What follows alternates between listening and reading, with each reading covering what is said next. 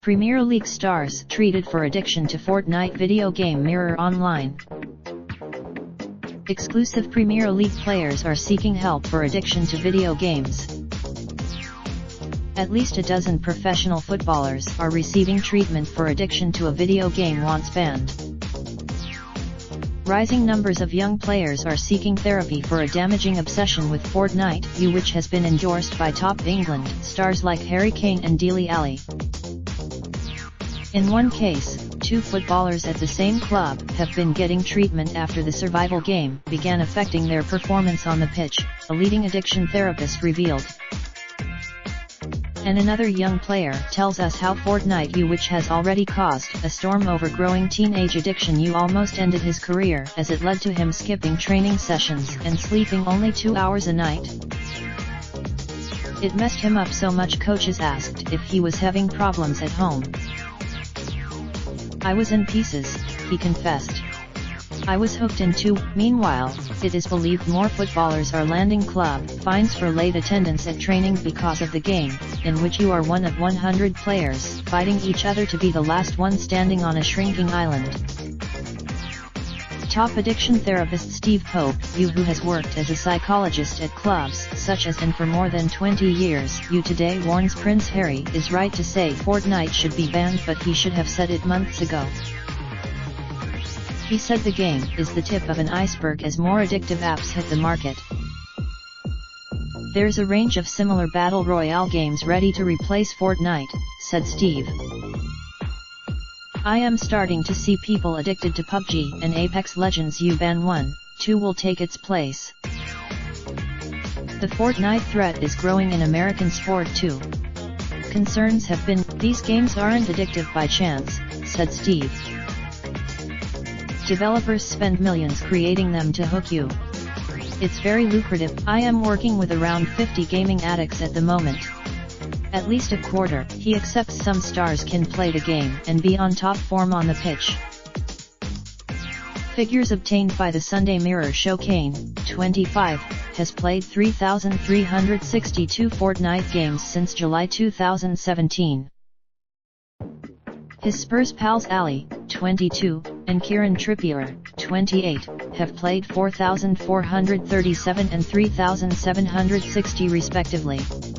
But other younger in one case, Steve was called in to counsel two players from the same championship side. He said Fortnite has been rife in football for over a year. I am working with a Northwest team where two left backs are fighting over the same position on the pitch, and fighting on Fortnite off it. They've been playing until 5 a.m. some nights, hitting their performance in matches and training. While drink, drugs, and gambling are monitored in football, gaming is under the radar. One young pro, called Sam to protect his identity, told us how following heroes Ali and Kane in their love of Fortnite left his career hanging by a thread. Aged 20, he is with a football league team in the Northwest. He started playing, Sam said, my club signed me at 17 and everyone said I had the potential to be top flight. Then, my friends told me about this game, so I watched some live streams and it looked like harmless fun. Sam says, seeing his footy heroes playing it made it even more appealing. Plus gamers can play in a squad to help a lead survivor. Sam said one friend played with Harry Kane, then I saw Dele Alli doing a Fortnite dance in a goal celebration. The whole world seemed, I'd play until 4 a.m. Soon I was late, I lied, saying mum and dad were fighting, which made me feel terrible. On the verge of losing his contract, Sam sought help. A month ago, they said they'd have to call my parents in. I panicked. He told me to cut my gaming to 2 hours a day and keep a diary on how my football was going. As soon as I realized, Sam agrees with Prince Harry. He was right about Fortnite being created to be addictive. Most parents will take a quick look at it, see it is a 12 age rating, and think it's fine. It's worse than drink. Fortnite isn't the only game parents need to know about. these games fall into the same shoot 'em up and survive category. India is debating whether to ban this after a boy killed himself when his mum told him off for playing it.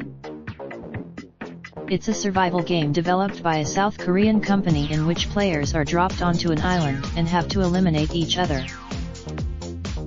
The Battle Royale shoot 'em up rival to Fortnite boasts it has a more realistic feel and atmosphere.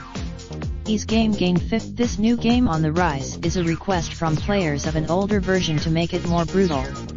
A zombie infest. An early version of this Daybreak game offering was around before Fortnite.